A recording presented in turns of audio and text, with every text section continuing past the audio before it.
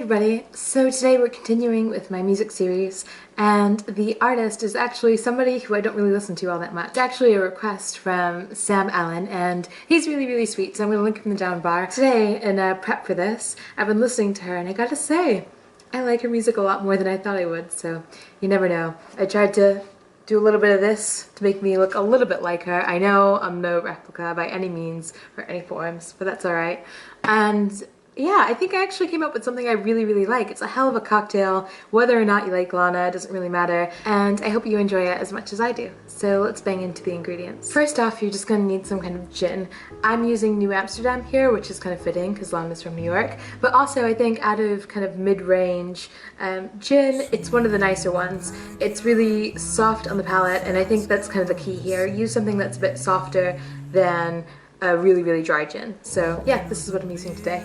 Plymouth would also be a really good one if you have that on hand. And the only other thing that you're going to need is some black Sambuca. I'm using Romana Black here, but like I said, whatever you have on hand, as long as you like the taste of it, is good. So this is kind of one of those liqueurs that I think is deemed to the back of the bar if you do happen to have a bottle. But it's actually really nice. The flavor works beautifully in this drink, and the color adds something too. So yeah, black Sambuca.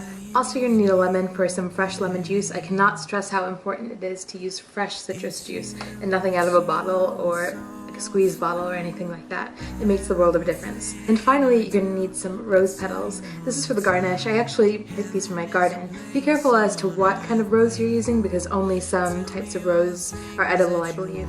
But yeah, it works really well. So, roses. And that's all you're gonna need, so let's get shaking. First thing you're going to need is your shaker. As always, I'm using a little mini cobbler shaker, but whatever you prefer is fine. First things first, you need about 2.5 ounces of gin. Followed up with 3/4 of an ounce of black Sambuca. Last thing you're going to need is about 1/4 of an ounce of fresh lemon juice. Alright, so that's all the ingredients in, and now I can add my ice to my shaker. Okay, pop on the cap and shake. And that's that shaken. Shake until you get a really nice strong frost like there is on mine. Now I'm going to strain my drink into my chilled cocktail glass.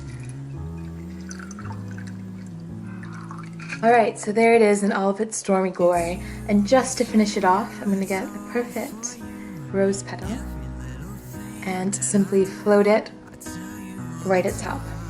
And finally it's time to taste, which is really the best part. So cheers. I think this actually might be my favorite drink so far. So thank you so much, Sam, for recommending Lana Del Rey as a cocktail idea. What I love about this drink, first of all, I think it works for Lana. Everything from the color to the gin I chose to the garnish was all inspired by her.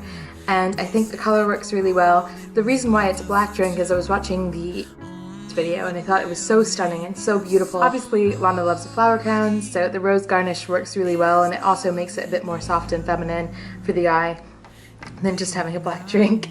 And the gin really complements the licorice flavors in the Sambuca, which is all balanced out by the lemon juice, but it's still really simple. So I hope it's something that you guys will enjoy and try out because it's really awesome. That's just about it. But if you liked what you saw in this video, maybe you want to check out my others and subscribe. And yeah, like this video if you want to see more of my music series, and leave a comment if you enjoyed it or have any ideas for the future. If you want to hear more about how I came up with this drink and also just a detailed recipe, then check out my website mixelleogy.com, where I'll post everything, including a full blog post on it tonight. And yeah, I think that's just about it. I'll leave all my links in the down bar if you want to talk to me, and I'll talk to all of you really soon. Cheers.